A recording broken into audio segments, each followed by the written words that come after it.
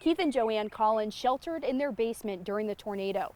This window blowing out and debris flying as they waited for the storm to pass. Shuttles are going to be running throughout the game and after the game as well. So you can also take the shuttles back to the stadium or back to your parking spot. And if you think you're a good driver in the snow, or if the roads don't look that bad, just a few minutes ago, we actually saw a car try to make a turn, slid right into a pole. He got out of the car, was meeting with other officers, giving hugs, comforting everyone. As Molly did mention, they have been through this before. Poll workers telling us about 850 people have voted in this location today with just about 2 hours left. Losing a Christmas gift can be as simple as a thief getting to your package before you do. We just learned that the verdict has come down, so we're going to head back into the courtroom to find out what the jury decided. Many residents have been left without their homes and their businesses. I talked to one couple today who actually lost all 3 sources of their income. However, they're not letting that stop them from helping the community. Monitoring the fish population can be an indicator for the overall health of the reservoir. If you live in a multi-level home, especially with a bedroom on a higher floor, having a fire ladder nearby could save your life in the event of a house fire. Dolly Parton herself joined Walmart's CEO here at the Newport Walmart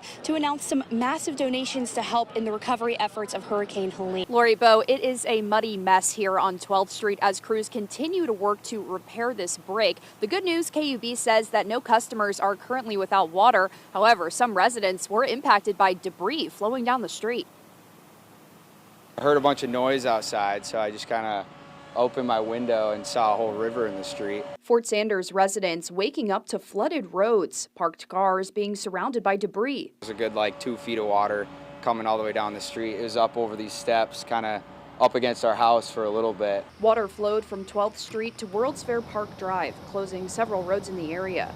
After the water cleared, some residents experiencing issues with their vehicles. One student's front bumper detached while another had a frozen wheel. Her car had to be moved with police assistance. Fortunately, UT classes already scheduled to be online due to winter weather. I was pretty confident that we were going to go back to class tomorrow, but after seeing this and the amount of students that live in the fort, I mean, the sidewalks are all ice. We almost fell quite a few times trying to get here today. The leftover snow and ice complicating the repair process and transportation for students. This just makes it even worse. It's a complete mess. I know some people's cars are kind of trapped in from the snow and now all this mud too. Some cars had to be moved from the street for crews to gain access to the break. Residents now waiting to see how their daily travel will be impacted. I'm parked, in our driveway and I couldn't get out. I'm a student pilot, so I needed to get to the airport. But luckily one of the roommates' truck was parked down the street, so I could take his. But yeah, so it'd definitely be a problem for some people probably. Crews are still out here now working to repair this. KUB says the work will probably continue into tomorrow. UT also announcing that it will resume normal operations tomorrow as well. You're saying we've got to... You'd think they just captured Al Capone. That's the way it was. Carolyn and J.C. Heron were on their way to a doctor's appointment when they were pulled over by Morristown police. Screaming, get out of the car, turn around, walk backwards. And both police officers had guns drawn on me as I was doing that. And Carolyn got out of the car shortly thereafter, and they started screaming at her to turn around because she was recording it with her phone. Carolyn's license plate on her Ford Expedition spells Lovey, the name her grandchildren call her. In Claiborne County, a Ford F-150 was reported stolen. Its license plate also spelling Lovey, but with a 0 instead of an O. I really thought the guy on my left doing all the screaming and had the gun on me, I really thought if I get shot today, that's the one that's going to do it. Yes, and I had a laser beam on my chest at one point. Then I started saying, "We have a baby in this vehicle." So the officer came over and told me to walk backwards. Any weapons on you? No. Around. I was crying because I could hear Penelope hollering, "Lovey, Lovey, Lovey." Officers then discovered the discrepancy between the plates and let them go. A spokesperson for the police department tells us both variations of the plate came up in the system as stolen vehicle. They also said it is common for officers to use, quote, high-risk protocol during felony investigations. Carolyn says the worst part about the situation is how it's affected their 3-year-old granddaughter.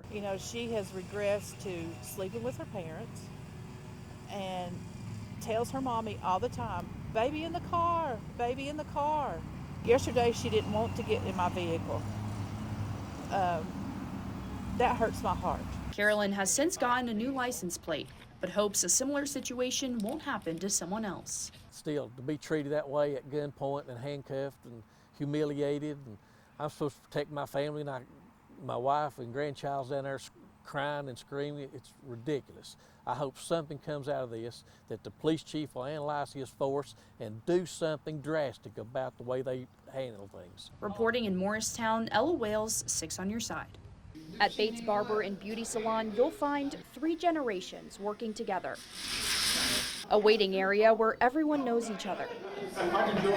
And a history that goes back more than 80 years. Bates Barber and Beauty Salon derived from Doula's McNabb's Barbershop. It was called McNabb's Barbershop, which was my grandfather. McNabb's opened in 1942 in Mechanicsville. It later closed, but McNabb's children carried on the family business. My dad died in '66.